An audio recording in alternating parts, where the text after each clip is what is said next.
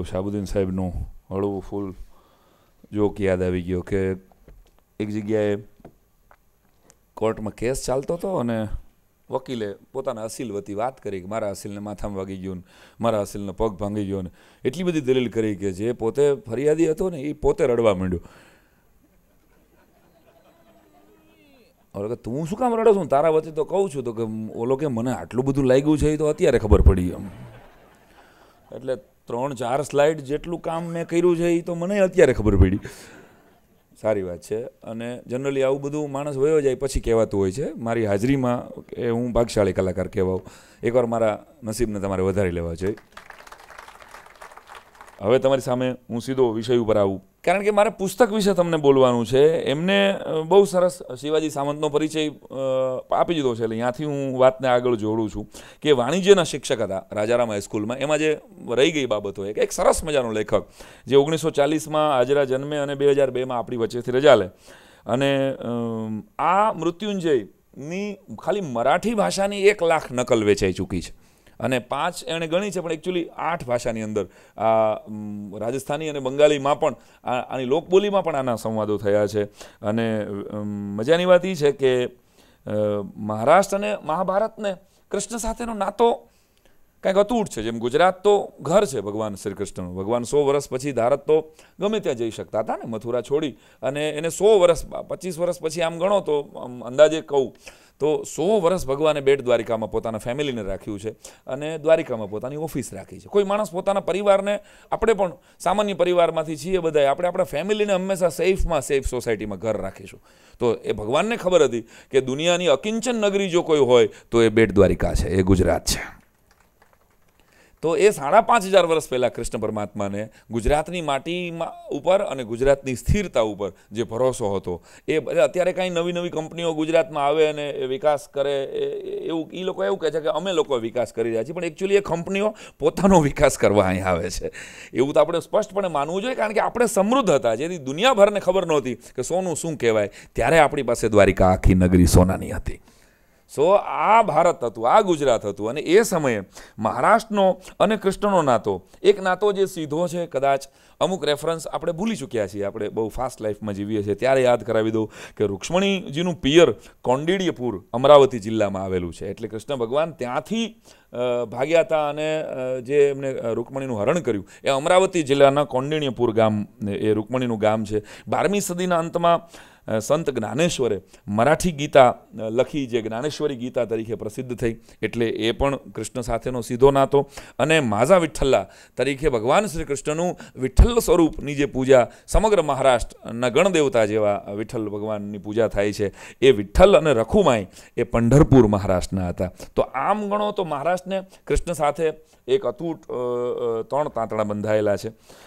કર્ણ ઉપર ઘણું બધું લખાયું આપણા સાહિત્યમાં. જો હું એક વિદ્વાનના મતને અનુસરું તો કૃષ્ણ ઉપર જેટલું લખાયું છે, કદાચ એના કરતાં 2-4 કવિતા કે 2-4 પુસ્તકો, 2-4, મને એક્ઝેક્ટલી આંકડો નથી મારી પાસે, કૃષ્ણ કરતાં પણ વધારે કર્ણ ઉપર લખાયું છે. કારણ કે કૃષ્ણનું કેરેક્ટર ફિક્સ છે કે કૃષ્ણ ભગવાને આમ કર્યું, પછી આમ કર્યું, પછી આમ કર્યું. જ્યારે કર્ણએ જે કર્યું છે, કર્ણની સાથે જે થયું છે, એ કદાચ આમ હશે તો, કદાચ કર્ણએ આમ વિચાર્યું હશે તો, એમ ફિક્શન કેરેક્ટર તરીકે પણ કર્ણ ઉપર ખૂબ બધું કામ થયું છે.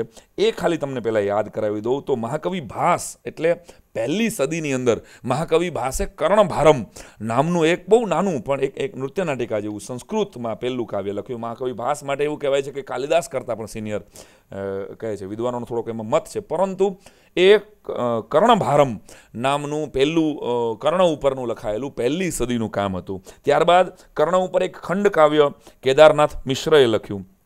પછી બહુ પ્રસિદ્ધ, કદાચ યુટ્યુબના માધ્યમથી તમે ઘણા બધા યંગસ્ટર્સે સાંભળ્યું પણ હોય, પદ્મભૂષણ રામધારીસિંહ દિનકર નામના હિન્દી કવિ થઈ ગયા, જેણે રશ્મિ રથી નામનું બહુ પ્રસિદ્ધ કર્ણ કાવ્ય, લગભગ 7 સર્ગમાં બહુ વિશાળ ખંડ કાવ્ય છે અને અદ્ભુત છે. અને 1-2 કડી હું પણ તમારા માટે લાવ્યો છું. છેલ્લે સમાપન મારો ભાવ એવો છે કે જો તમને બધાને ઓછો કંટાળો આવશે તો છેલ્લે આપણે ત્યાંથી વિરામ આપીશું. મનુ શર્માએ એક કર્ણની આત્મકથા લખી. ત્યારબાદ ચારણી સાહિત્ય જેનું અત્યારે પણ બળુકું વજન રહ્યું છે રાજસ્થાનના ચારણ કવિઓમાં, અને ગણેશપુરીજી રોહડિયા નામના એક ચારણ કવિ છે, પછી જેમને સંન્યાસ લઈ લીધેલો, એમણે આખું વીર વિનોદ નામનું કર્ણ પર્વ ઉપરનો આખો એક લેખ લખ્યો, એક કવિતાનું પુસ્તક લખ્યું આશરે 300 વર્ષ પહેલાં, જે બહુ ખૂબ જ પ્રસિદ્ધિ પામ્યું. લોકબોલીમાં કર્ણ ગણેશપુરીજીના વીર વિનોદથી આવ્યો, અને જેટલી હિન્દી કવિતાઓમાં, ખડી હિન્દીમાં, વ્રજની હિન્દીમાં, રાજસ્થાની લોકબોલીમાં, ચારણી સાહિત્યમાં કર્ણના સપાકરા, કર્ણના છંદો, કર્ણ ઉપર બહુ સરસ કામ ગણેશપુરીજીએ કર્યું. અને સમષ્ટિનું સત્ય હુંય રશ્મિ નામનું ઉમાશંકર જોશીએ કાવ્ય કર્ણ ઉપર બહુ સરસ લખેલું, આપણી ભાષાના, આપણા ગૌરવ સમાન ઉમાશંકરભાઈ. અને છેલ્લે અત્યારના સમયમાં આપણે જીવી રહ્યા છીએ, હું કદાચ ભૂલતો ન હોતો પહેલાં કે બીજું જ નામ મેં આમાં મણકામાં વાંચ્યું, આપણી ભાષાના માતબર ગુજરાતી કવિ એટલે વિનોદ જોશી, જેને સૈરેન્દ્રી નામનું એક ખંડ કાવ્ય હમણાં લખ્યું. એમાં કર્ણ એક પાર્ટ છે, એક ભાગ છે, એક હીરો છે. આખું એ સરસ મજાનું દ્રૌપદી ઉપરનું ખંડકાવ્ય ગુજરાતી ભાષાનું છે. તો આટલું કામ કર્ણ સાથે મારા હાથે લાગ્યું છે, એ થયું છે. આના સિવાય પણ કદાચ થયું હશે, થયું જ હોય, અને તમારા ધ્યાને આવે તો એ પણ મારું ધ્યાન દોરજો. કૃષ્ણ યુદ્ધ પહેલાં 2 જ વ્યક્તિને પોતાના રથમાં લઈ જાય છે. યુદ્ધ વખતે અર્જુનને લઈ જાય છે, યુદ્ધ પહેલાંની વાત કરું છું, સમજજો. એક રૂક્ષ્મણીજીને પોતાના રથમાં લઈ જાય છે, અને બીજા કર્ણને પોતાની રથમાં લઈ જાય છે. કર્ણને સમજવા માટે આ 2 જ દાખલા મારી દૃષ્ટિએ કાફી છે. કર્ણ માટે ઘણા બધા મતાંતરો છે, ઘણા બધા વિવાદો છે, ઘણા બધા એને આખી કોમવાદી રૂપ પણ આપવામાં એક આખો એક વિષય એ પણ ચાલી રહ્યો છે. ત્યારે એવા સમયમાં કોમવાદનું કેન્સર જ્યારે આપણી આજુબાજુમાં આપણે ભાળી રહ્યા છીએ, આપણે ફીલ કરી રહ્યા છીએ, એવા સમયમાં હું મૃત્યુંજયની વાત તમારી સમક્ષ કરી રહ્યો છું પૂરી સભાનતાપૂર્વક, કે કૃષ્ણએ એક જ વ્યક્તિને અગ્નિદાહ આપ્યો, અને એ કર્ણને.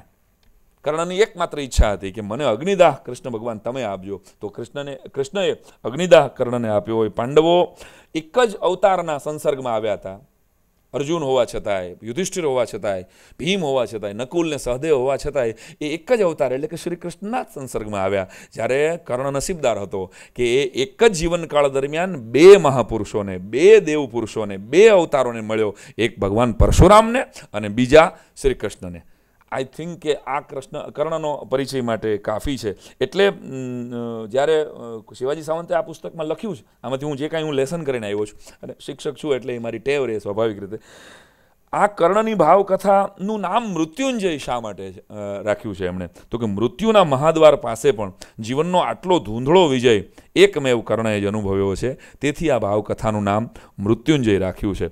તો કર્ણ પરની આ અદ્ભુત નવલકથા, 598 પેજની નવલકથા. મેં મારી જિંદગીમાં નવલકથા હું બહુ ઓછી વાંચું છું, અને જ્યારે વાંચું ત્યારે મારી જાત સાથેની શરત એ છે કે એક જ બેઠકે પૂરી કરવાની હોય તો જ, નહીંતર નવલકથા શરૂ જ નહીં કરવાની. એટલે ઓછી વાંચી શક્યો છું. એક સિંહ પુરુષ જે તમારે પણ વાંચવા જેવી છે, શરદભાઈ ઠાકરની, કદાચ શરદભાઈ આવી પણ ગયા અહીંયા.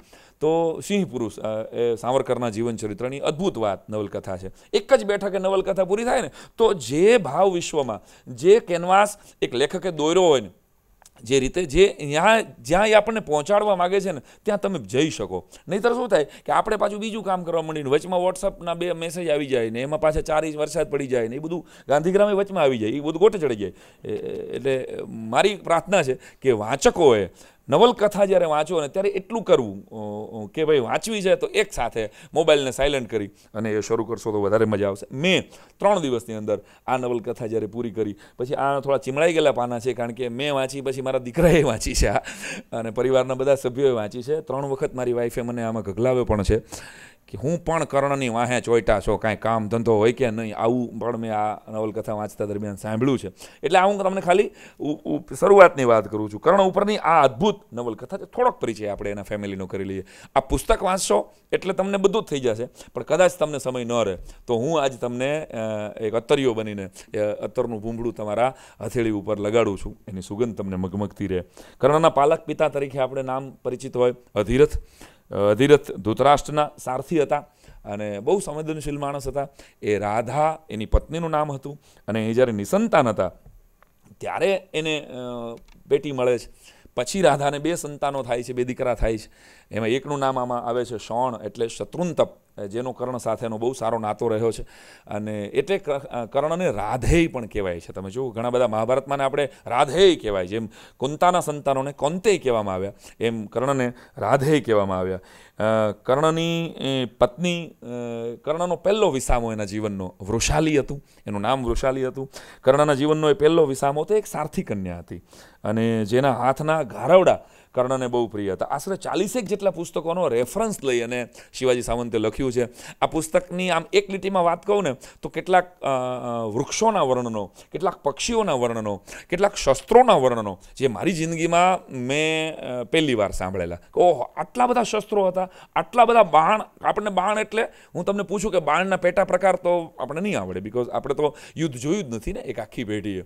અને આપણે જૈનમાં અહીં બેઠેલા વડીલો પણ બાણ વિદ્યા તો ધનુર્વિદ્યા તો વહી જ ગઈ ત્યારે. તો આમાં એટલા બધા બાણના પ્રકારો બહુ રિસર્ચ કરીને શિવાજી સાવંતે લખેલા છે.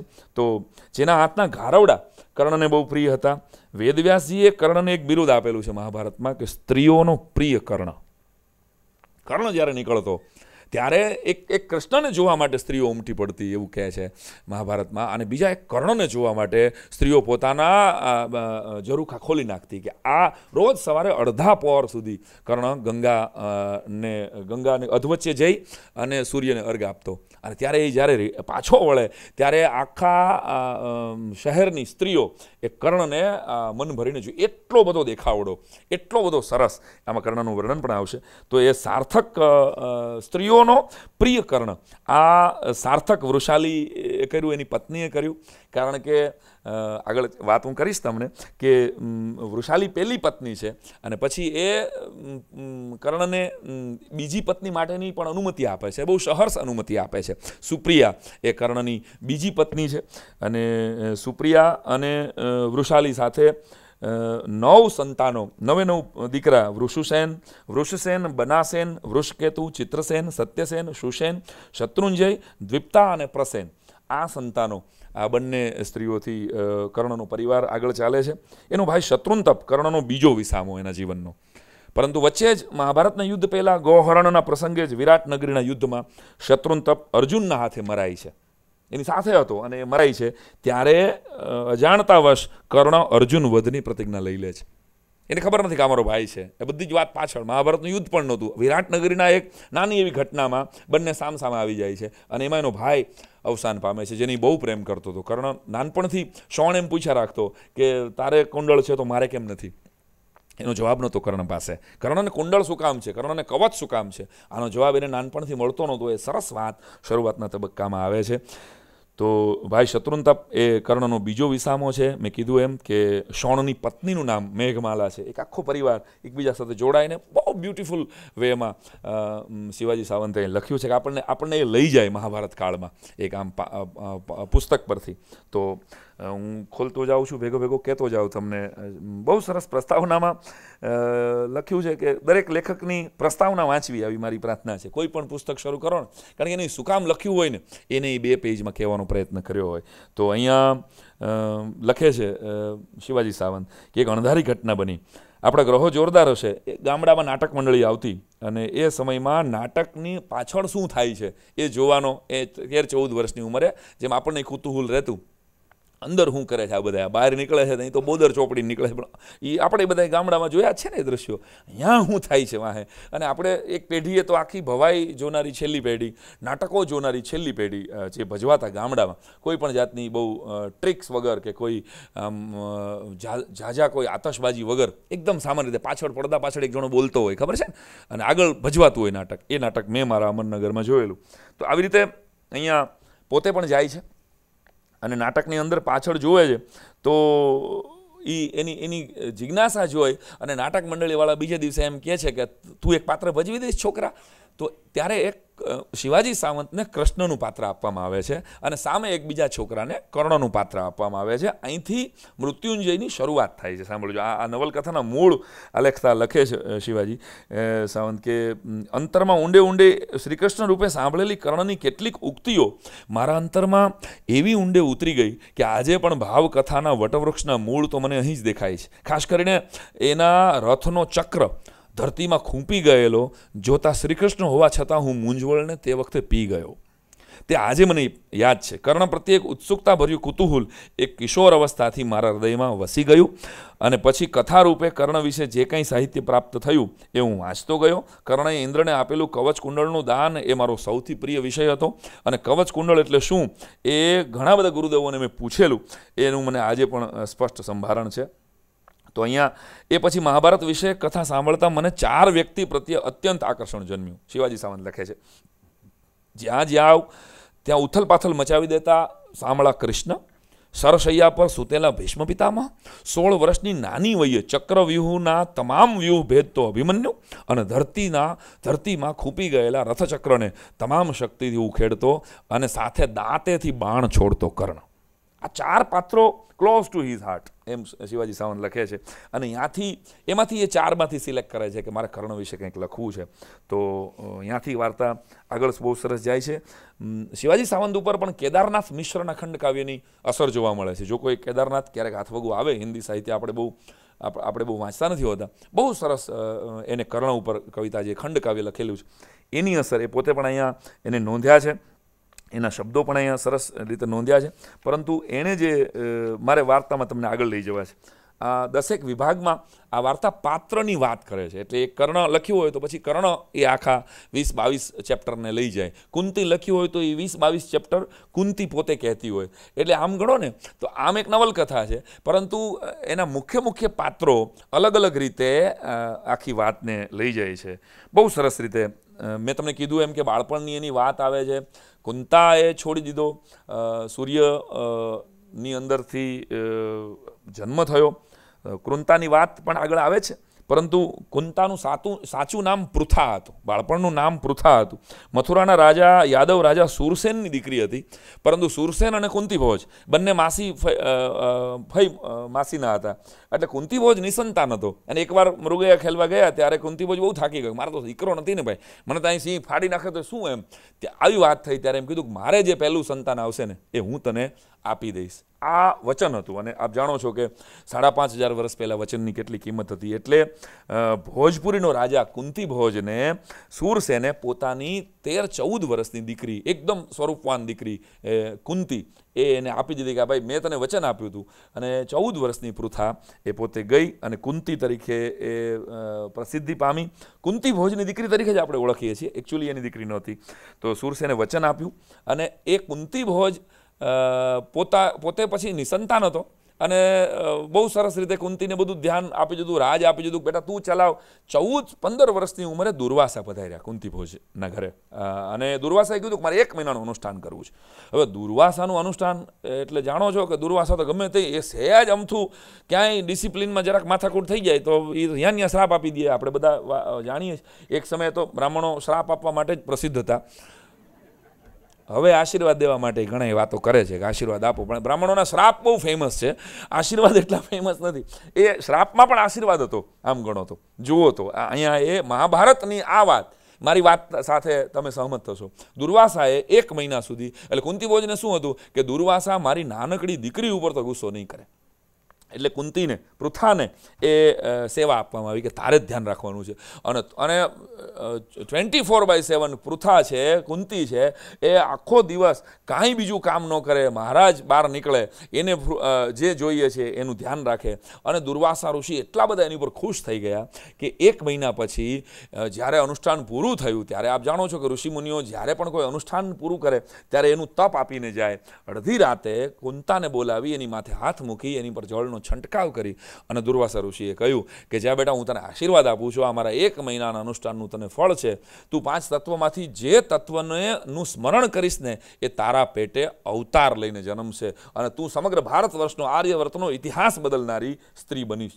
14 વર્ષની છોકરી આ વાતને કેમ સમજે કે હું જે તત્વનું સ્મરણ કરીશ એ મારા પેટે જન્મ લેશે. એટલે દુર્વાસાએ આ આશીર્વાદ આપ્યો એ કુંતી માટે સહજ કુતૂહલવશ. એ ધાત્રી નામની એક સ્ત્રી છે કુંતી ના રાજમહેલમાં, અને એણે કીધું કે આપણે જસ્ટ ફોર ટ્રાય તો કરીએ. આવું કીધું છે પણ સાચું છે કે નહીં, જેમ અત્યારે જસ્ટ ફોર ટેસ્ટ, એકવાર જરાક ચાખી તો જો આ થાય છે ખરેખર આવું કાંઈ મંત્રનું ટેસ્ટિંગ કેમ. એમ કુંતી એ કુતૂહલવશ 15 વર્ષની ઉંમર હતી તો એણે એમ કીધું કે 5 તત્વોમાંથી આર્ય સૂર્યને તો સામે જ છે ને, ચાલ સૂર્યનું સ્મરણ કરું. અને જે સંતાન જન્મે એ કર્ણ સાંભળજો. હવે તો મૂંઝાઈ ગઈ, 15 વર્ષની દીકરી, અને 9 મહિના તો ધાત્રીએ બીમાર છે ને કુંતીને તકલીફ છે ને એમ કરીને એને સાચવી બહાર ન નીકળવા દીધી. પણ ગમે એમ કરીને જન્મ આપ્યા પછી શું કરવું, એટલે ભોંયરામાંથી રસ્તો કર્યો અને મખમલના વસ્ત્રો સાથે, કેટલા બધા સુવર્ણના વસ્ત્રો સાથે એ સંતાનને સરસ મજાના કટોરીમાં મૂકી અને ગંગામાં વહાવી દીધો. આ વાત આપણે બધા જાણીએ છીએ એટલે એમાં હું નથી પડતો. હું યાદ કરાવું છું તમને બહુ સરસ રીતે. શિવાજી કર્ણથી પહેલા જ વર્ગમાં શરૂ થાય છે કે આખું વિશ્વ કહે છે, કર્ણ તારું જીવન એક ફાટેલું ચીથરું હતું. કહે, ગળું ફાડીને બધાને કહે કે ચીથરું નહોતું, એ તો જરીના તાંતણે ગૂંથ્યું એક નજાકત રાજવસ્ત્ર હતું. કેવળ પરિસ્થિતિની ક્રૂર કાંટાળી વાડમાં ઉજરડા પડી પડીને ચીથરે હાલ થઈ ગયું છે. જેના હાથમાં આવ્યું એ સૌએ મન ફાવે તેમ તેના હાલ હવાલ કર્યા, અને તોય તમે આ રાજવસ્ત્ર પર આટલું મમત્વ? શાને? એકાદ સુંદર પેટીમાં વસ્ત્રોના ઢગ તળે ક્યાંક સચવાયેલા નવા નકોર રાજવસ્ત્ર કરતા તો કાળના ભયંકર ઝંઝાવાતની સામે એકલા ઝઝુમતા ફાટી ગયેલા રાજવસ્ત્રનું મૂલ્ય કંઈ ઓછું નથી.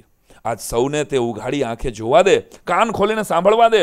હંમેશા વીરોની કથા રસપૂર્વક સાંભળ્યા પછી બીજી જ ક્ષણે એ કથાને અત્યંત આસાનીથી બેફિકરાઈથી ભૂલી જનારા આ પાગલ સંસારને શું તારી કથા ક્યારેક હલબલાવી મૂકશે ખરી? એ કથામાં આટલું સામર્થ્ય છે ખરું? લેખક અહીંથી પ્રવેશ કરાવે છે આપણો.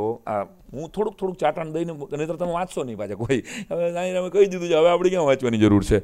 તમે વાંચો એવી અપેક્ષા સાથે હું જરાક એક ભાગને અડીને આગળ જાઉં છું. બહુ સરસ રીતે અહીંયાથી વાત આગળ જાય. પછી મુદ્દો જે આવે એના બાળપણના સરસ મજાનો વિષય છે, અને બાળપણના વિષય સાથે પોતે જાય અધિરથ સાથે ધૃતરાષ્ટ્રને મળે, અને બધા એમ કેવું કે સારથીનો પુત્ર છે એટલે બહુ કાંઈ એનામાં ધ્યાન ન દે.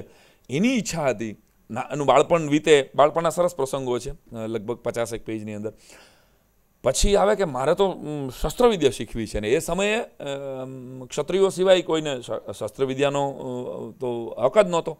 એટલે અધિરથ સાથે જાય અને દ્રોણાચાર્યને મળે, અને દ્રોણાચાર્યને એમ કે મારે મારા દીકરાને શીખવશો તમે? તો હું તો ભાઈ રાજકુંવરો સિવાય કોઈને શીખવતો નથી, એટલે તું મારા શાળા કૃપાચાર્ય પાસે જા. અને કૃપાચાર્ય શીખવે છે વૈશ્યને પણ અને બધાને પણ. એટલે કૃપાચાર્ય પાસેથી એ શીખે છે. એની બહુ સરસ મજાની વાત, જે હું તમને કહું છું ને કે શસ્ત્રની અદ્ભુત વાતો, ઓથેન્ટિક વાત અહીંયા શિવાજી લખે છે કે મારો યુદ્ધશાળાનો કાર્યક્રમ નક્કી થઈ ગયો. 1 મહિનામાં શૂળ, તોમર, પરીઘ એટલે ભોગળ જેવું, ભોગળ કદાચ વડીલોએ જોયું હોય, ભોગળ જેવું એક હથિયાર. મારો યુદ્ધશાળાનો કાર્યક્રમ નક્કી થઈ ગયો. 1 મહિનામાં શૂળ, તોમર, પરીઘ, પ્રાસ એટલે જૂના સમયમાં ભાલા પ્રકારનું એક અણીદાર હથિયાર હતું, પ્રાસ કહેવાતું, શતગ્નિ, ખડગ, પટ્ટાબાજી, ભૃશુંડી, ગદા અને ચક્ર જેવા અનેક શસ્ત્રોનું જ્ઞાન મેં મેળવી લીધું. એટલે કર્ણએ અહીંયા મેં કીધું એમ કે દરેક પોતાની આત્મકથા કહે છે. મને ધનુષ્ય પ્રત્યે વધુ લગાવ હતો, આથી ધનુષ્ય વિદ્યા સંબંધી સર્વ શસ્ત્રોનો અભ્યાસ શરૂ કર્યો. કેવળ બાણના જ કેટલા પ્રકાર સાંભળજો. હવે 2 શૂલાગ્રવાળા કરણી બાણ, 2 શૂલાગ્રવાળા કરણી બાણ પેટમાં પેસ્યું કે આંતરડું ઉલેચીને જ બહાર નીકળે. નાલિક નામનું એક બાણ, નાલિક બાણનું ફલક વિશાળ અને દાંતા વાંકા છે. શરીરમાં પેસે કે તરત જ આસપાસની શિરાઓને શીર્ણ વિશીર્ણ કરીને બહાર નીકળે. લિપ્ત નામના બાણના અગ્રભાગમાં વનસ્પતિનો ઝેરીલો રસ લગાડેલો હોય, તેથી તે અતિ દાહક હોય. બસ્તિષ્ક નામનું બાણ જે શરીરમાં ઘૂસી ગયું પછી તેને બહાર કાઢવા જાઓ તો ફક્ત લાકડી જ હાથમાં આવે અને બાકીનો ભાગ અંદર ચોંટી જાય. એને બસ્તિષ્ક નામનું બાણ કહેવાય. સૂચિ નામના બાણનો અગ્રભાગ સોય આકારનો હોય. તીક્ષ્ણ હોવાને લીધે તે અત્યંત સૂક્ષ્મ લક્ષ્ય પણ અચૂક રીતે વિંધી શકે. વિશેષ કરીને આંખની કીકી વિંધવા માટે તેનો ઉપયોગ કરવામાં આવતો હતો. એનું નામ હતું સૂચિ નામનું બાણ.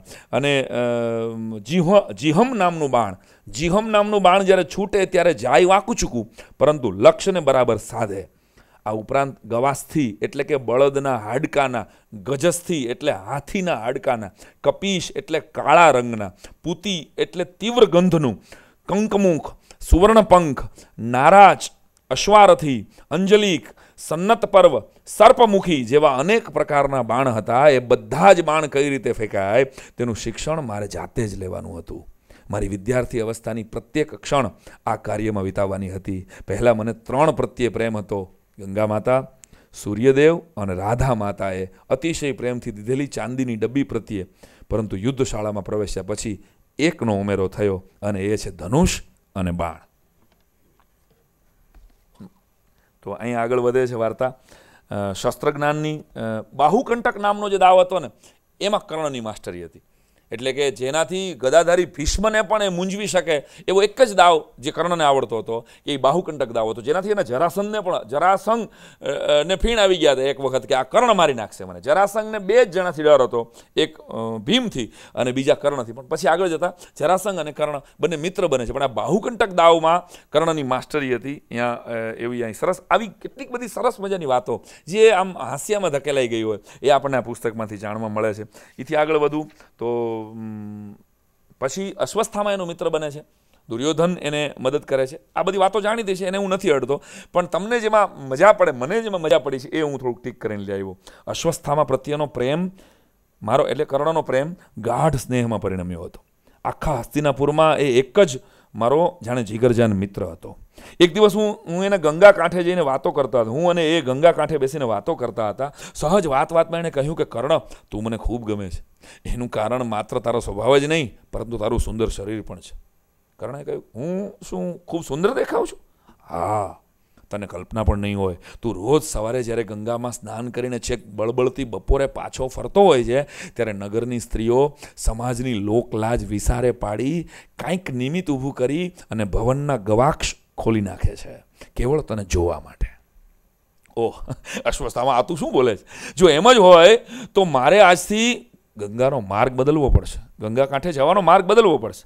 સાચે કર્ણ, તારા બળદના જેવા પુષ્ટ ખભા, જાસવંતીના ફૂલ જેવા લાલ કપોલ, એના પર તારા કાનના કુંડળમાંથી નીકળતા તેજના વલયો, ખડગની ધાર જેવું સીધું અને અણીદાર નાક, ધનુષ્યની દાંડી જેવી સુંદર અને વાંકી ભ્રમરો, ગુલાબ જેવા નીલવર્ણા નયનો, થાળી જેવું વિશાળ ભાલ, ગરદન પર થઈને ખભા પર ઝૂલતા અને મહારાજના મુગટના સુવર્ણને પણ શરમાવતા સોનેરી વાંકડિયા કેશ, તેમજ રથના થાંભલા જેવા શરીરના કસાયેલા સબળ સ્નાયુઓ. આ સમસ્ત સ્વર્ગીય વૈભવ ધરાવનાર કર્ણ પર કોની નજર ન પડે? આટલું સરસ વર્ણન પછી તાલી તો બનતી હે વો શિવાજી સાવંતના. તમને એક ચિત્ર હું અહીં ફોટો બતાડી દઉં તો આમ જો આ ફોટો છે ને એ આમ નડે કાયદેસર કે તમે આને જ માની લો કે આ જ કર્ણ હશે. જ્યારે પુસ્તકની મજા શું છે કે હું તમને આ જ્યારે બોલું છું ને ત્યારે તમારી સામે એ વિઝ્યુલાઇઝ થાય. થયું?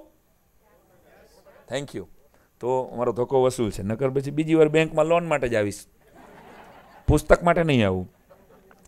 તો કોની નજર ના પડે? અશ્વસ્થામાં મને વિશ્વાસ છે કે સાચી વાત પર તું ગુસ્સે થઈશ નહીં.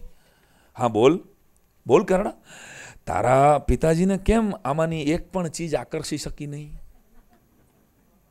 સાંભળજો, કર્ણ કહે છે અશ્વસ્થામાને કે તું મારા આટલા વખાણ કરસ, તું મારી આંખોના ભાલના અને બધા જ મારા વખાણ કરસ, તો તારા પિતા દ્રોણને આવાની કેમ એક પણ વસ્તુ આકર્ષી શકી નહીં? આ 6 વર્ષમાં એમના પ્રિય અર્જુનને ખબર પણ છે કે કર્ણ કોણ છે, એ ક્યાંનો છે?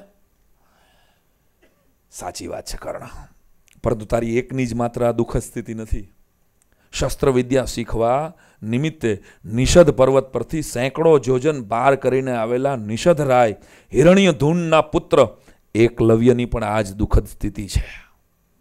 આપણને ખબર જ નથી કે એકલવ્યના પિતાનું નામ શું હતું, કે એ ક્યાંથી આવ્યો હતો. એકલવ્યની પણ આ દુઃખ સ્થિતિ છે. નિષધરાય હિરણ્યધૂનના પુત્ર એકલવ્યની પણ આ જ દુઃખ સ્થિતિ છે. તારા હૃદયની વ્યથાને તું મારી પાસે રજૂ તો કરી શકે છે, પણ એ એકલવ્યના પિતા વિશે શું વિચારતો હશે? એ એકલવ્ય મારા પિતા વિશે શું વિચારતો હશે? કોણ? અશ્વસ્થામાં કહે છે. ખરેખર અકલ્પનીય છે. પિતાજી શા માટે આવું વર્તન કરતા હશે તે હું શી રીતે જણાવું? આ બધા પુત્રોને પોતાના પિતાના અંતર્મનને વાંચતા નથી આવડતું. વસુ એ કર્ણનું પેટનેમ છે. વૃષુસેન એટલે વસુ, અને અશ્વસ્થામાનું પેટનેમ અસુ હતું. એટલે આમ ગણો તો અસુ વસુની જોડી હતી. આ બે પાક્કા ભાઈબંધો હતા, છેલ્લે સુધી આ સાથે રહે છે. એના કથનમાં ખરેખર સચ્ચાઈ હતી. આથી જ મને અશ્વસ્થામાં અતિશય ગમી ગયો. હું મારા પિતા અધિરથના મનને વાંચી શકું છું. આ નિમિત્તે અશ્વસ્થામાએ એકલવ્યને યાદ કર્યો. એને મેં કદી જોયો પણ નથી, છતાં આ સમદુખ્યા પ્રત્યે અવર્ણનીય, એટલે એકલવ્યને કર્ણએ કોઈ દી જોયો પણ નહોતો. એ તો ઘણા સમય પહેલાં બનેલી ઘટના હતી. એકલવ્યને મેં કોઈ દી જોયો પણ નહોતો, પરંતુ આ સમદુખ્યા પ્રત્યે અવર્ણનીય આદરભાવ જાગ્યો. અહીંયા એના મિત્રો, દુર્યોધન તો એનો મિત્ર બન્યો જ, પરંતુ અશ્વસ્થામાં એના હૃદયની નજીક હતો. એ વાત અહીંયા સાબિત કરે છે. મેં કીધું એમ કે કુંતીની સરસ મજાની વાત આવે છે 73 પછી બહુ સરસ મજાની વાત 98ના પેજ નંબર ઉપર આવે છે. પહેલાં હું આમ લેસન કરીને આવ્યો ને એટલે મારે કંઈ ભૂલાઈ ન જાય એનું ધ્યાન દેવાનું છે. હા, દુર્યોધન બહુ મસ્ત વ્યક્તિ હતો અને એને મસ્ત ઉપયોગ કરતા આવડતો. એને જોઈ લીધું કે આનામાં તાકાત છે અને આ મારો હાથો થઈ શકે એમ છે. એટલે દુર્યોધન વિશે આપણે પણ બહુ ઓછું જાણતા હોઈએ છીએ. અને યાદ કરાવી દઉં કે કર્ણ દુર્યોધનને દ્રૌપદી સ્વયંવરમાં જીતી અને ભેટ ધરવા માગતો હતો. કારણ કે અંગરાજ તરીકેનું જે એને જીવન આપ્યું, એને દરજ્જો આપ્યો, જ્યારે પહેલી જ વખતે હાંસીપાત્ર બન્યો ત્યારે હું શું આપું, મારું જીવન હવે તમારી પાસે, તમે કયો એમ છે. ત્યારે અહીંયા લખે છે દુર્યોધનનું અસાધારણ સાહસ જોઈને હું શ્રદ્ધાવાન બન્યો. એની માંજરી આંખોમાં અનોખો આનંદ ચમકતો હતો. પ્રેમથી એને ભેટી પડવાનું મન થયું. સૌ નગરજનો અંગરાજ કર્ણનો જય જયકાર કરતા હતા. આજે સારથી પુત્ર સમ્રાટ થયો.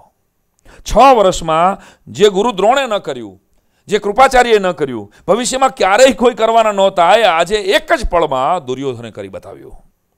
ગદાવીર દુર્યોધન, યુવરાજ દુર્યોધન, અન્યાયને ઠોકરે મારનાર દુર્યોધન, પરાક્રમનું માળખું કરનાર દુર્યોધન, મિત્ર દુર્યોધન નહીં, પ્રાણ પ્રિય સાથી દુર્યોધન. મારી આંખમાંથી કૃતજ્ઞતાના 2 આંસુ સરી પડ્યા. એ આંસુ જાણે મને કહેતા હતા કે યુવરાજ દુર્યોધન, આજે ધૂળમાં રગદોળાતા પુષ્પને તે રાજ મુગટ પર બેસાડ્યું છે. ધૂળમાં રજોટાયેલા હીરાને તે ગળે લગાવ્યો છે.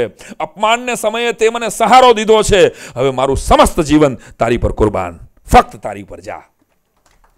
શું સરસ રીતે એ લખ્યા છે.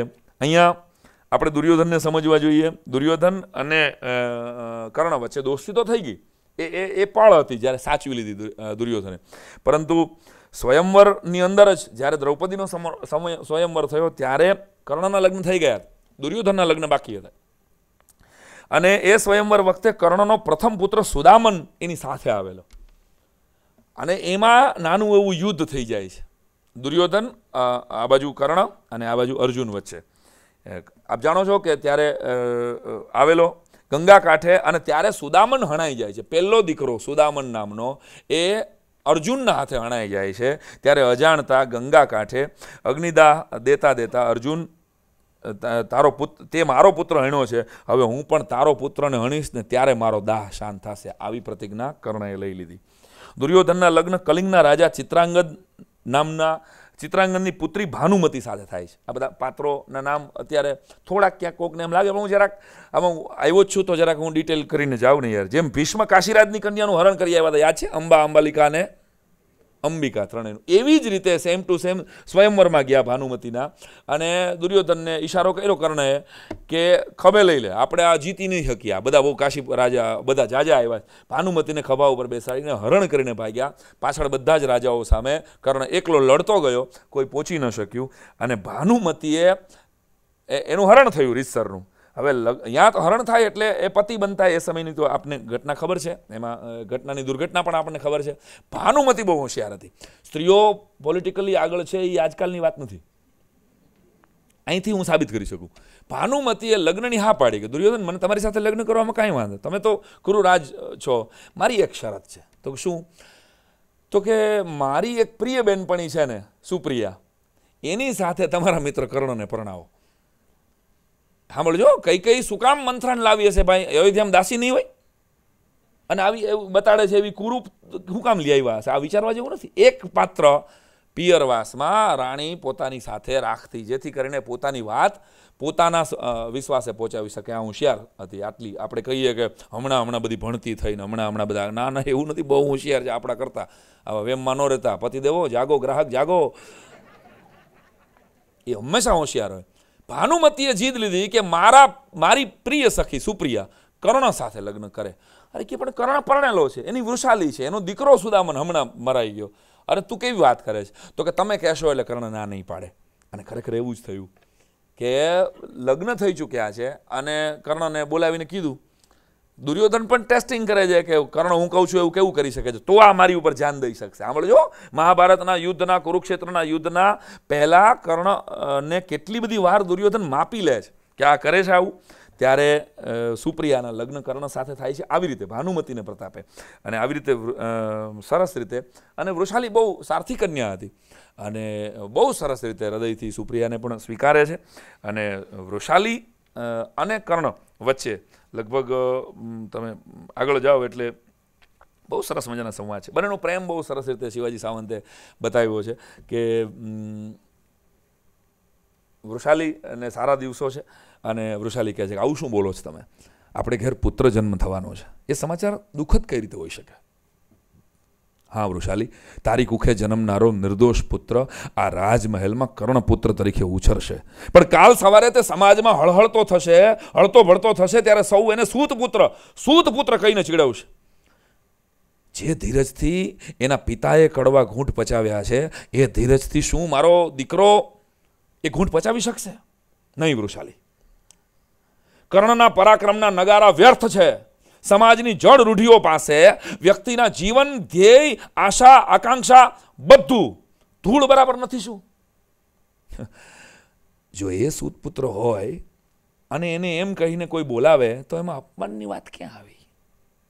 વૃષાલી કહે છે, વૃષાલી તું જા, કર્ણની સાથે રહીને તું એને પૂરેપૂરી સમજી નથી શકી.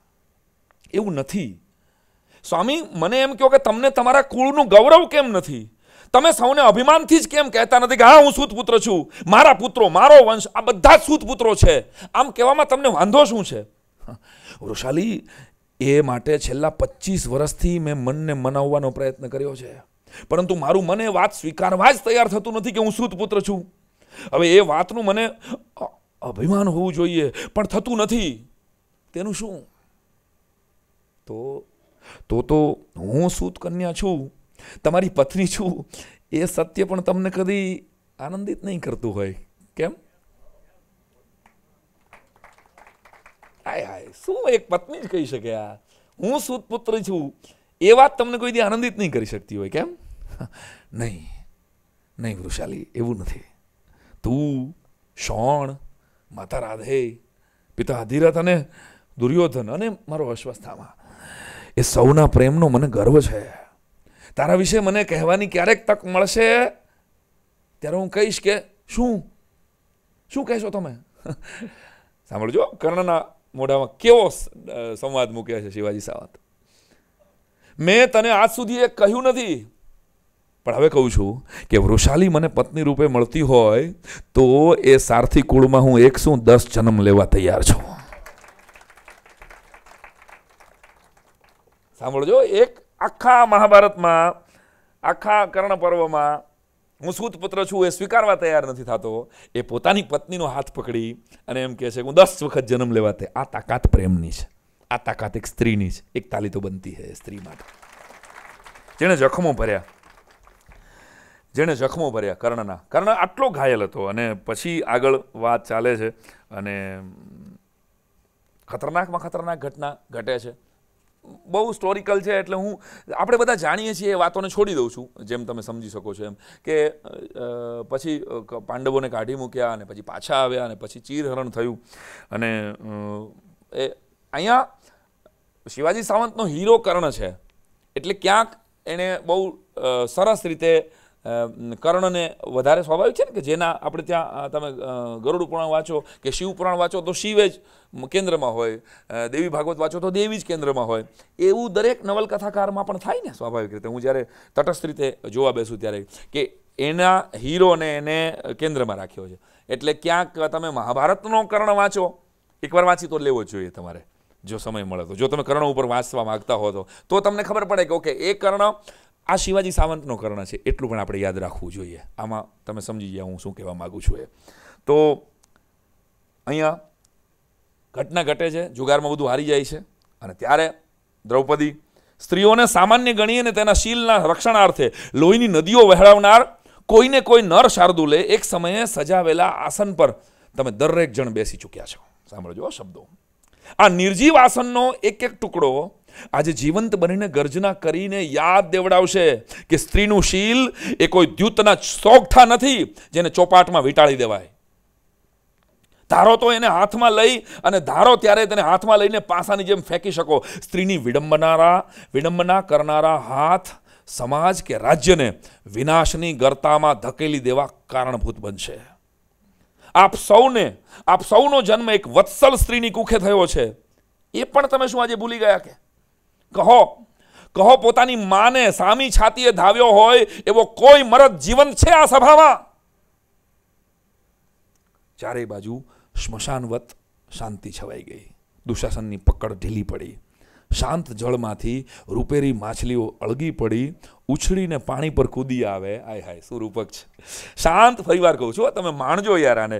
શાંત જળમાંથી રૂપેરી માછલીઓ અળગી પડી અને ઉછળીને પાણી પર કૂદી આવે.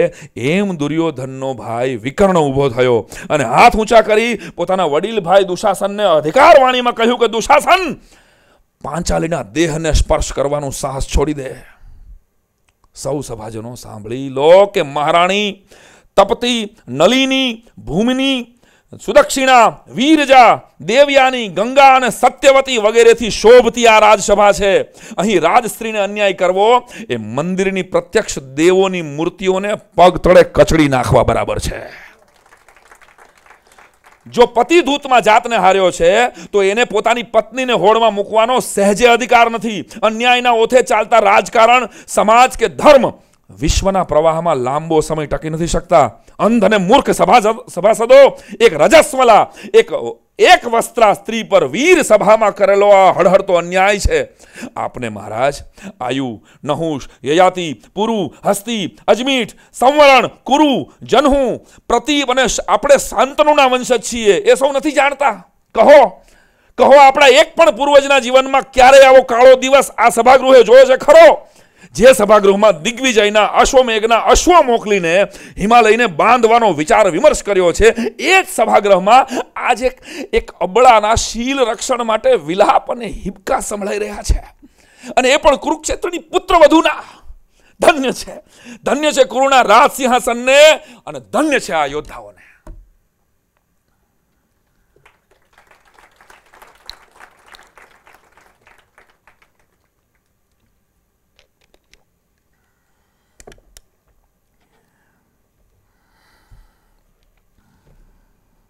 ઇતિહાસની કલંકિત ઘટના ઘટે છે અને પછી છેલ્લું વસ્ત્ર નીકળતું હોય ત્યારે દ્રૌપદી જે બોલે છે, આય વેર એ મનની મુખ્ય ક્રિયા નથી, કેવળ પ્રતિક્રિયા છે. જ્યારે બે સ્વાભિમાની હૃદયમાંથી તણખા સામસામા ઉડે છે ત્યારે પ્રતિક્રિયાની અપાકર્ષક રેખાઓ નિર્માણ થાય છે. દુનિયા તેને વેર કહે છે, પ્રતિશોધ કહે છે, ક્રૂરતા કહે છે.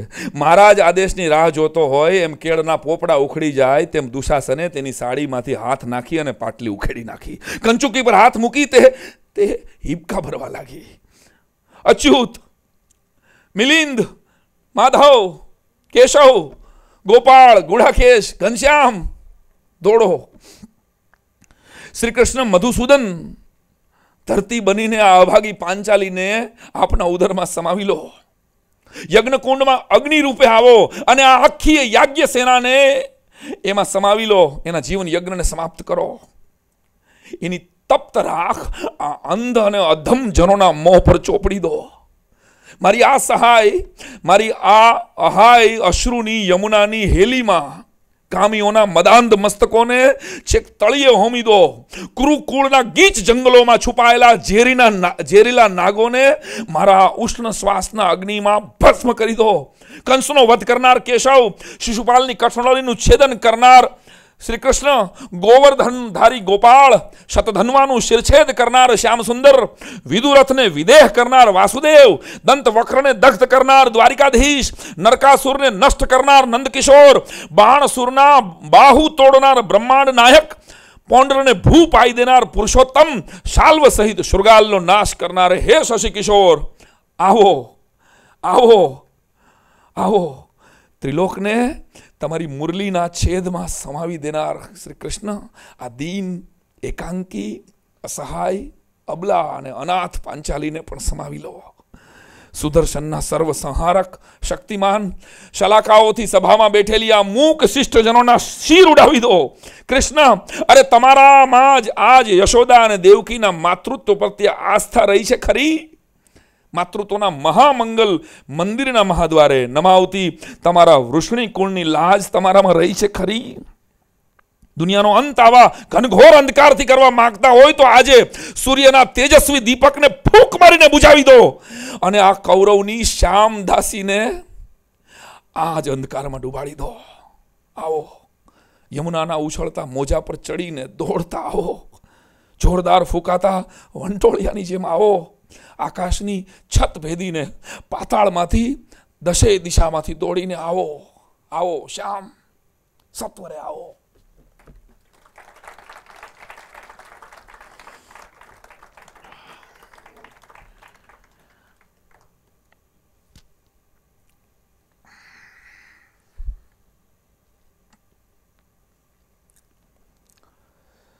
સાડા 350 પાનાએ પહોંચ્યો. ત્યાં સમય તો પૂરો થઈ ગયો.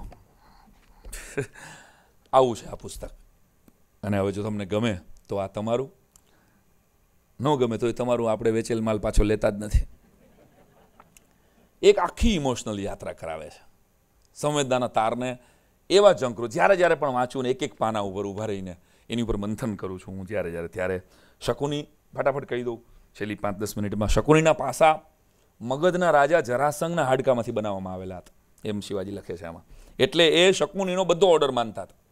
અને એ પાસા માત્ર 2 જ જણાથી, મેં કીધું એમ આગળ કે થરથરતા હતા, એક ભીમથી અને એક કર્ણથી. એટલે શકુનીએ ટેકફુલી જુગારમાં કર્ણને દૂર રાખેલો, આવું લખે છે સરસ રીતે. કે જુગાર જ્યારે અડધો પત્યો ને ત્યાં સુધી તો એ ગંગાએથી આવે જ નહીં ને કર્ણ, એવી વ્યવસ્થા કરી હતી. કર્ણના અશ્વનું નામ વાયુજીત હતું. કર્ણએ 2 વખત દિગ્વિજય કરેલો, ખાલી દ્વારકા છોડીને બાકી બધે જ દિશામાં દિગ્વિજય કરેલો. દાનેશ્વરી કર્ણ તરીકે કર્ણમાં બીજો કોઈ દોષ હતો જ નહીં આમ ગણો તો. એક જ સંગ દોષ, બીજો કોઈ દોષ નહોતો કર્ણમાં. એને માત્ર લાગ્યો એ સંગ દોષ જ ખાલી, બાકી કંઈ નહીં. તો કર્ણને એની પરીક્ષા કરી. એકવાર કૃષ્ણએ વખાણ કર્યા કે કર્ણ જેવો દાનેશ્વરી ન થાય. એટલે કોઈએ પૂછ્યું, આ તો આડ વાત છે, આમાં નથી. એ કહું છું તમને કે ખરેખર અર્જુને કીધું કે કર્ણથી મોટો કોઈ દાનેશ્વરી સૃષ્ટિમાં નથી? તો કે નથી. કસોટી કરવી છે? તો કે હા. એટલે બંને કૃષ્ણએ અને અર્જુને બ્રાહ્મણનું રૂપ લીધું અને યુધિષ્ઠિર પાસે આવ્યા અને કહ્યું કે ભાઈ યજ્ઞ કરવો છે અમારે અને બહુ વરસાદ પડી ગયો છે, ક્યાંય લીલી સૂકી લાકડી જ નથી, લાકડી આપો ને. એટલે યુધિષ્ઠિરે જોયું રાજમહેલમાં કે ભાઈ નથી, લાકડી તો અમારી પાસે નથી. નકુલ પાસે ગયા, ભીમ પાસે ગયા, સહદેવ પાસે ગયા, બધાએ ના પાડી. પછી 2 જણા કર્ણ પાસે જાય છે એ જ રૂપમાં કે ભાઈ બ્રાહ્મણો છીએ, યજ્ઞ કરવો છે અને કાસ્ટ નથી, બધા જ લીલા કાસ્ટ છે, શું કરવું? એટલે કર્ણએ પેલા ફળિયામાં ચક્કર માર્યું, વાંસ ન દેખાણા એને. એટલે એણે પોતાના ચંદનના બારી અને દરવાજા હતા, એક પાટું મારીને તોડી નાખ્યા અને કીધું કે આ લઈ જાઓ, યજ્ઞ અટકવો ન જોઈએ. ત્યારે કૃષ્ણએ પછી બહાર આવીને કીધું જો આ કર્ણ છે. તો કર્ણ પરશુરામ પાસે બ્રાહ્મણ પુત્ર. હવે ક્યારેક આપણે ભાંડવા માંડીએ છીએ, જાજા ભાગે આપણે એમ જ માનીએ છીએ કે દ્રોણે ખોટું કર્યું, દ્રોણે એકલવ્ય પાસેથી અંગૂઠો કેમ લઈ લેવાય, દ્રોણે કર્ણને ભણાવી દેવો જોઈએ ને, એમાં શું વાંધો? પણ મને તમે સમજાવો કે નાગરિક બેંકમાં આવીને કોઈ એમ કે મારે હાર્ટનું ઓપરેશન કરાવવું છે, તો તમે શું કહેશો? શૈલેષભાઈ શું કરશો તમે? મને એટેક આવ્યો છે, મારે અહીં તો 3જા માળે મોકલશો તમે એને? કે ભાઈ અહીંયા ન હોય, બેંક અહીંયા પૈસા આપે, હાર્ટના સર્જરીના પૈસા અમે તને આપી શકીએ વ્યવસ્થાના ભાગરૂપે, મરદની મૂછ માથે આપી શકીએ, પણ તારે જવું પડે કોઈ હોસ્પિટલમાં. આ બહુ સીધી છે યસ ઓર નો? કે હોસ્પિટલ જેની હોય, હાર્ટની હોસ્પિટલમાં કિડનીનું ઓપરેશન નથી થતું, ડૉક્ટરો બેઠા છે. કિડનીની ઓર્થોપેડિક હોસ્પિટલમાં આંખનું ઓપરેશન ન થાય. તો દ્રોણાચાર્યનો એ વ્યવસ્થાનો નિયમ હતો કે હું રાજકુંવરોને ભણાવીશ. એ બાબતે એ વફાદાર હતા, રાજને વફાદાર હતા. આમાં દ્રોણાચાર્યની કંઈ ભૂલ કહેવાય? એણે એમ કીધું કે હું રાજકુંવરોને જ ભણાવીશ. ભાઈ રાજકુંવરો સિવાય કોઈને નહીં ભણાવું, કારણ કે એ સમયે શસ્ત્રવિદ્યા કોઈને પણ જો આવડી જાય તો એ રાજનો શત્રુ થઈ જાય. એટલે જ એને એકલવ્ય પાસેથી અંગૂઠો માગી લીધો, કારણ કે નેષધર તો ક્યાં હતું ત્યારે, અને આ છોકરો કોણ છે એ ખબર નથી. અને જો આ અર્જુન કરતાં વધારે બાણાવળી થઈ જાય તો ક્યાંક મારા રાજની સામો આવી જાય તો આ હું બીજું પાસું મૂકી રહ્યો છું અને હું સમજી રહ્યો છું જે મહાભારતને. અને મહાભારત એક સરખી રીતે સમજી લો, હું ગેરંટી કહું ટચવુડ બીજો એક પણ ગ્રંથ વાંચવાની કે સમજવાની જરૂર નથી લાઈફને જીવવા માટે, લાઈફને જીતવા માટે. કારણ કે આ સંબંધોનું સાયન્સ સાહેબ. તો એટલે દ્રોણ એની જગ્યાએ સાચા જ હતા કે ભાઈ હું કર્ણને શીખવું કેવી રીતે, કોણ એનું કુળ કોણ છે ખબર નથી. ભલે એને જ્ઞાતિવાદમાં પણ ઘણા બધા મૂલવે છે, પરંતુ મને એવી રીતે સમજાય છે. ત્યારે છેલ્લે કર્ણ પરશુરામ પાસે જાય છે, અને પરશુરામની ફેકલ્ટી એવી હતી કે હું બ્રાહ્મણ સિવાય કોઈને શીખવતો નથી. તો એની જગ્યાએ એ પણ સાચા હતા કે ભાઈ હું બ્રાહ્મણને શીખવું છું, મારી કારણ કે એ જીરવી નહીં શકે. તો એ સમયની ઘટના એવી હતી, 5,500 વર્ષ પહેલાંની આ વાત છે. તો દ્રોણે એમ કીધું કે હું ક્ષત્રિયો સિવાય શીખવીશ નહીં, પરશુરામે કીધું કે હું બ્રાહ્મણ સિવાય શીખવીશ નહીં. અને ત્યાં પણ કર્ણ ફ્રોડ કરીને એ શીખે છે. આપણે બધા જાણીએ છીએ કથા. એમાં એક ઘટના જે બહુ ઓછી કદાચ ખબર નહીં હોય એવી, ભૂલાઈ ગઈ હોય કદાચ એવી, કે પરશુરામને જ્યારે ખબર પડી ત્યારે તને શ્રાપ આપ્યો છે કે તું તને આ મારી વિદ્યા છેલ્લે સુધી કામ નહીં લાગે. પરંતુ એ મહેન્દ્ર પર્વત એકવાર ચડતો હોય ને ત્યારે એને શબ્દવેદી બાણનો અભ્યાસ કરતો હતો કર્ણ. અને એને એક અવાજ સંભળાનો ઝાડીમાંથી સહેજ અમતો અવાજ સંભળાનો, એને બાણ માર્યું અને શુભદે નામની એક ગાયને, શ્વેત ગાયના શિંગડામાં એ બાણ ખુસી ગયું. અને એક વૃદ્ધ બ્રાહ્મણે ત્યાં આવીને એમ કહ્યું કે મારી એક જ ગાય, આની માથે હું જીવતો હતો, આના દૂધ ઉપર તો હું જીવી રહ્યો છું, તો હવે મારી ગાયના શિંગડામાં જેમ બાણ ખુસી ગયું ને એમ યાદ રાખજે તારો રથ પણ એકવાર ઘૂસી જશે અને એ તું એને બહાર નહીં કાઢી શકે. આવી રીતે આ બે શ્રાપને લઈને કર્ણ, ફરીને યાદ રાખજો કે મહાભારત છે ને એ શ્રાપિત આત્માઓનો શંભુ મેળો છે. આ બહુ સમજવા જેવી ઘટના છે. આગલા પૂર્વજન્મની વાતને બહુ ક્લિયર કટ મહાભારત દ્વારા સિદ્ધ કરવામાં આવી છે કે આ જન્મમાં જો ભૂલ કરશો તો ભોગવવાનું છે ભાઈ, આવતે જન્મે આવીને પાછું કરવાનું રહેશે. એની હું તમને સાબિતી પણ આપી દઉં હમણાં એક જ મુદ્દા કહીને. તો કુંતી અને કર્ણનો સંવાદ અને કૃષ્ણનો અને કર્ણનો સંવાદ બહુ અદ્ભુત છે, પરંતુ એ વાંચવાનું નથી, એ તમારે વાંચવાનું ગોતીને. તો 580 આમ તો 98 પેજ છે.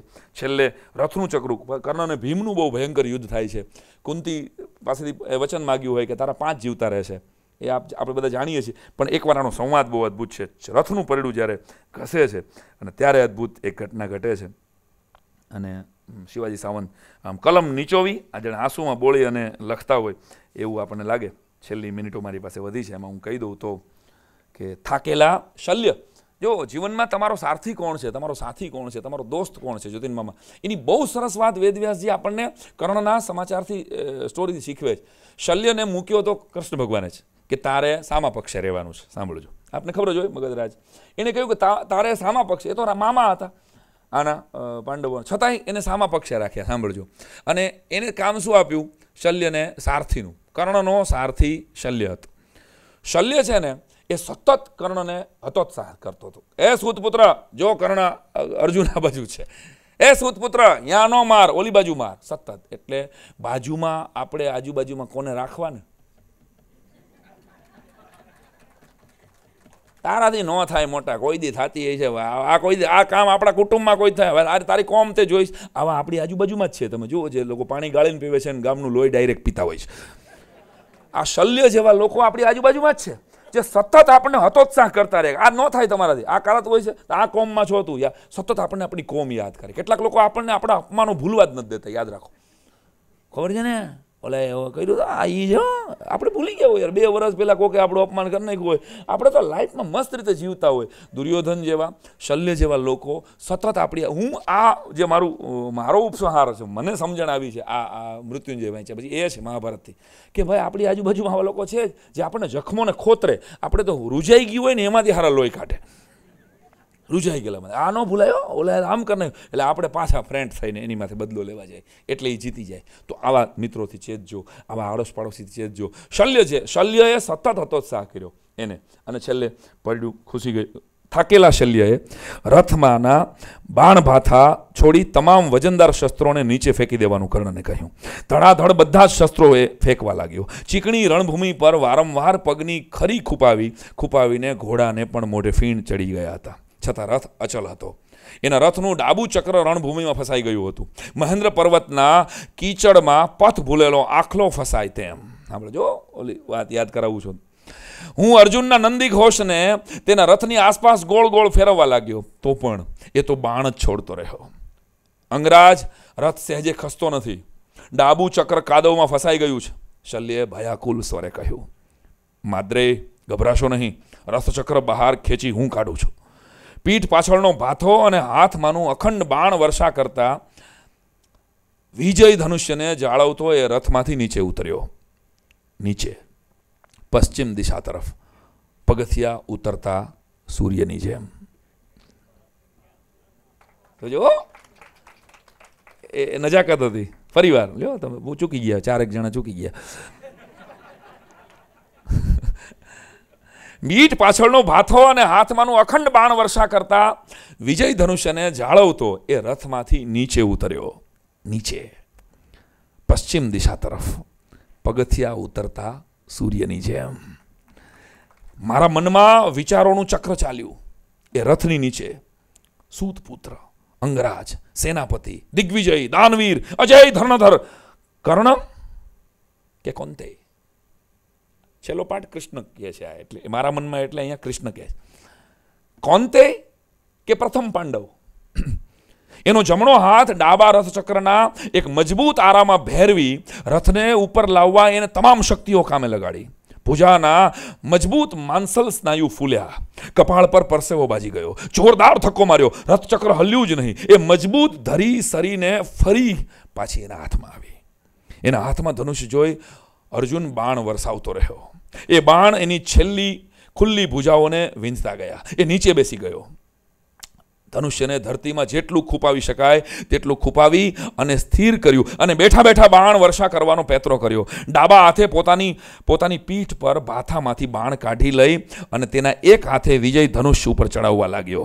દાંતની મજબૂત પકડમાં પ્રત્યંચા પકડી અને જોરથી ખેંચી અને દાંત દ્વારા બાણના નિશાન સાધવા લાગ્યો.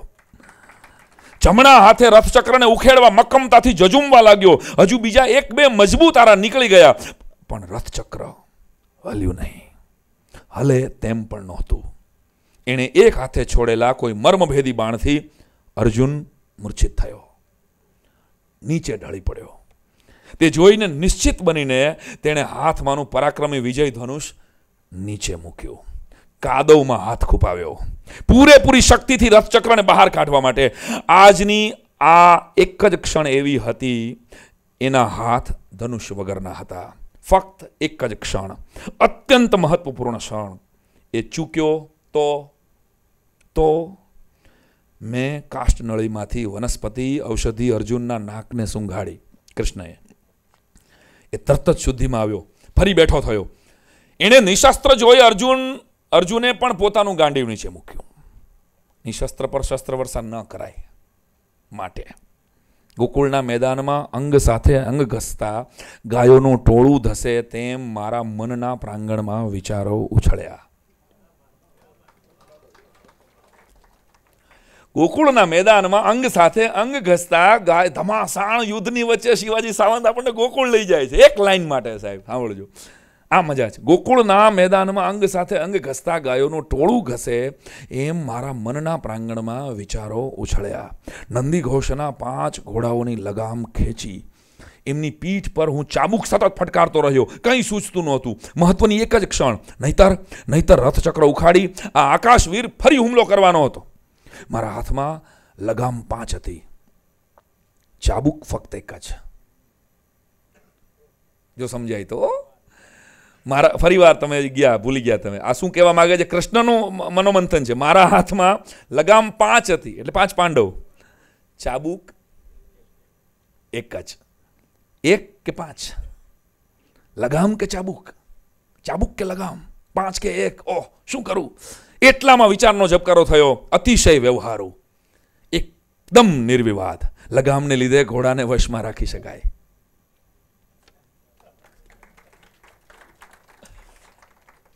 કૃષ્ણનું મનોમંથન બતાવવું હોય તો એ લેવલે જવું પડે ને, અને ત્યાં જાય છે લેખક સરસ રીતે. લગામને લીધે ઘોડાને વશમાં રાખી શકાય, ચાબુકને લીધે ઘોડાને દોડાવી શકાય. એક જ ક્ષણમાં મેં જમણા હાથમાંથી ચાબુક રથ પરના વ્યાગ ચર્મની ભૂંગળીમાં ખોસી દીધી, લગામ પર ઉછાળી. જમણા હાથની આંગળી રથચક્રને ઉખેડવા મચતા જ્વાળામુખી પર ચીંધી અર્જુનને કહ્યું, અર્જુન, અર્ધચંદ્રાકૃતિ અંજલિક બાણ. પણ એ નિશસ્ત્ર છે, પદસ્થ છે. પદસ્થ એટલે પદથી નીચે ઉતરેલો છે. હું રથારૂઢ છું. અર્જુન ખચકાયો. અર્જુન, આ મારી આજ્ઞા છે. મેં કઠોર શબ્દોમાં કહ્યું, ધારદાર સ્વરે, વિસ્ફારિત આંખે. આજ્ઞાકારક અર્જુને અંજલિક બાણ ખેંચી પ્રત્યંચા બરોબર છે કે નહીં તે જોવા માટે તેને ચીમટો ભરીને એક ટંકાર કર્યો. આટલો ધીમો અવાજ સાંભળીને કર્ણે રથચક્ર પરથી આંખ ઉઠાવીને અમારા તરફ ફેરવી. અર્જુને બાણ છોડવા સજ્જ કરેલું ધનુષ જોઈ તેણે ડાબા હાથનો પંજો હલાવી સૌને ખળભળાવી નાખે એવી ચીસ નાખી. અર્જુન, ઊભો રહે. હું નિશસ્ત્ર છું, પદસ્થ છું. નિશસ્ત્ર પદસ્થ પર શસ્ત્ર ઉગામવા એ યુદ્ધ ધર્મ નથી. તું વીર છો, ક્ષત્રિય છો. એ સમયે એણે મહેન્દ્ર પર્વત પર પ્રાપ્ત કરેલ બ્રહ્માસ્ત્રને યાદ કરવાનો પ્રયત્ન કર્યો, પણ કશું યાદ ના આવ્યું. મને ખબર હતી કે મૃત્યુથી ડરનારો નહોતો. કૃષ્ણ કહે છે, ફક્ત જીવથી વાલું શસ્ત્ર એના હાથમાં હોય પછી ભલે ને મૃત્યુ આવે, પણ હવે એ શસ્ત્ર એના ભાગ્યમાં નહોતું. તે એને યોગ્ય રહ્યું નહોતું અને હવે એના માટે એ શક્ય પણ નહોતું. એના ભેદક ઉદ્ગારો સાંભળીને અર્જુન ડગમગી ગયો. એના હાથમાં ધારણ કરેલું ધનુષ ધીમે ધીમે નીચે સરકવા લાગ્યું. અચૂક ડગમગાવા લાગ્યું. હોઠ સુકાવા લાગ્યા. હવે આ રાધેયને જીવવાની એક પણ ક્ષણ દેવી વ્યર્થ હતી. કારણ કે એના જીવનની સાર્થકતા હવે કોઈ સમજી શકે તેમ નહોતું.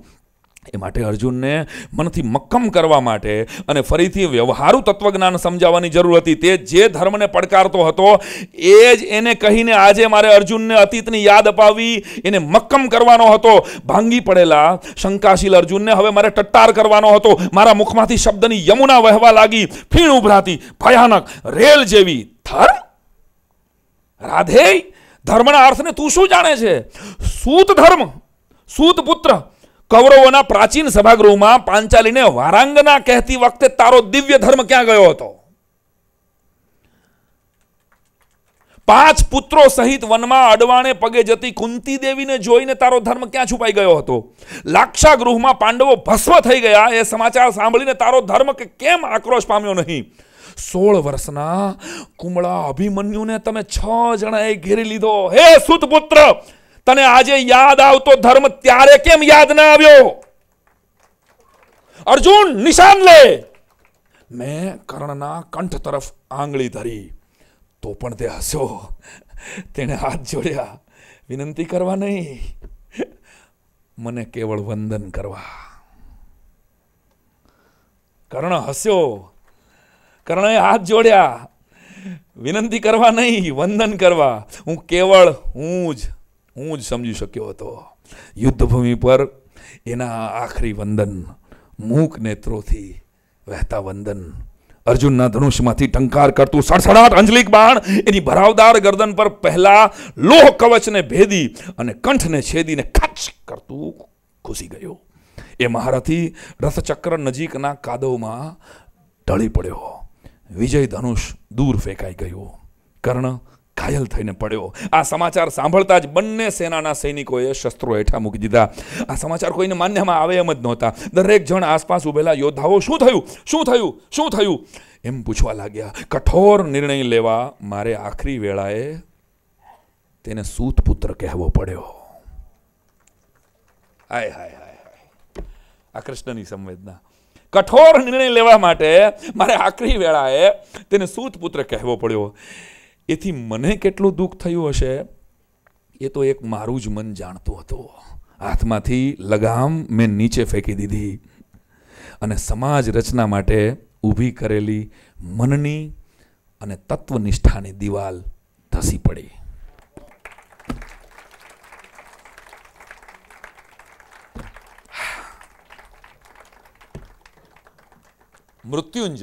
મૃત્યુને આંગણે આવીને પણ મૃત્યુને જીતનારો આ માણસ.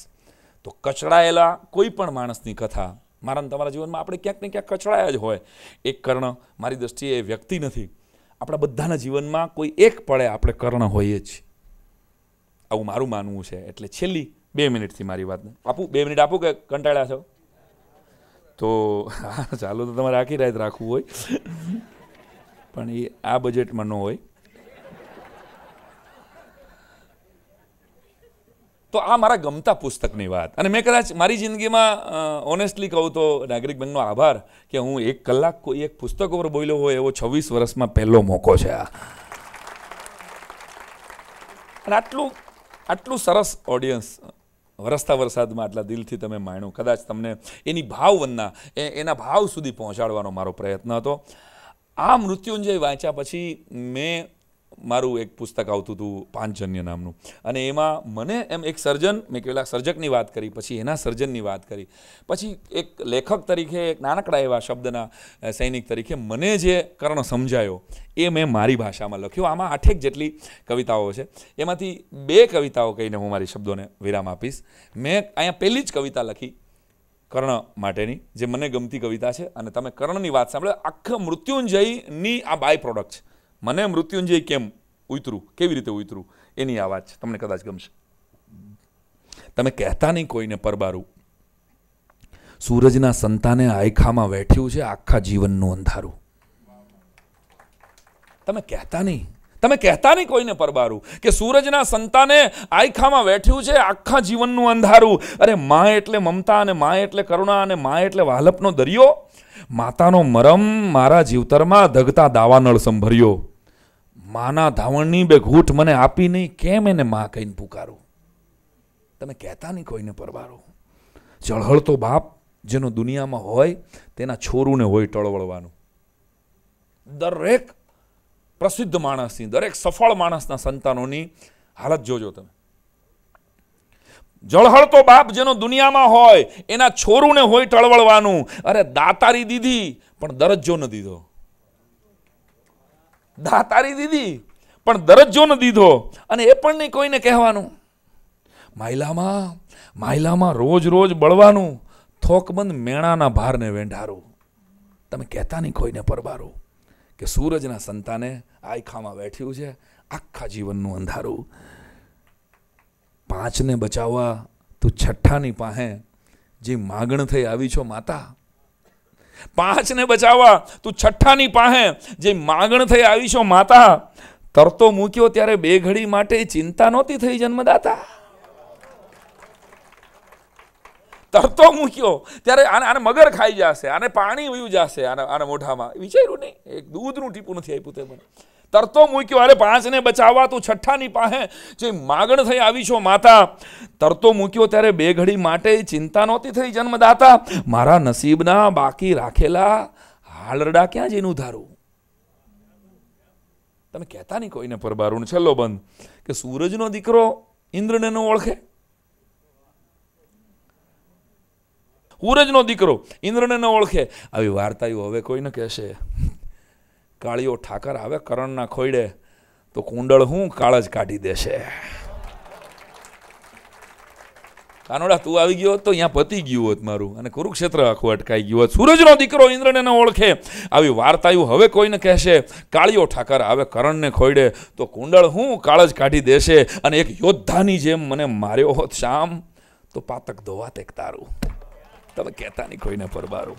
મૃત્યુંજયની આ ભેટ પાંચજન્ય નામના મારા પુસ્તકમાં આપી. આપ બધાએ આટલા દિલથી 1.25 કલાક, લગભગ 1 કલાક ને 20 મિનિટ સુધી કોઈ એક પુસ્તકની બુક ટોકને આટલા દિલથી સાંભળ્યું હોય. આવું આખા ગુજરાતમાં કોઈ મને પૂછે કે ઓડિયન્સ ક્યાં છે, તો હું એમ કહું કે નાગરિક બેંક પાસે છે. Thank you for a wonderful audience. Thank you very much. વાંચજો, વિચારજો, વિકસજો. Thank you very much.